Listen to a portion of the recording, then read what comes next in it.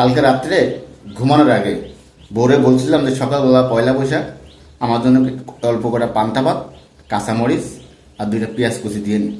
সকালবেলা ঘুম থেকে উঠে আমি দেখি আমার জন্য আছে খিচুড়ি ভাত আর সাথে এই মরিচ ভর্তা।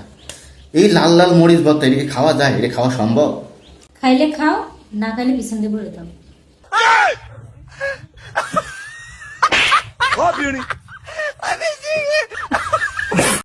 এমনিতেই তরকারির মধ্যে যে পরিমাণ ঝাল দেয়, ওইটা খাওয়ার পরে যখন বাথরুম করি, বাথরুম করার শেষ পাশে এমন জলা জলে ভাই, বিশ্বাস করেন আধা ঘন্টা এই জলা পাশে একদম বসে থাকতে হয়।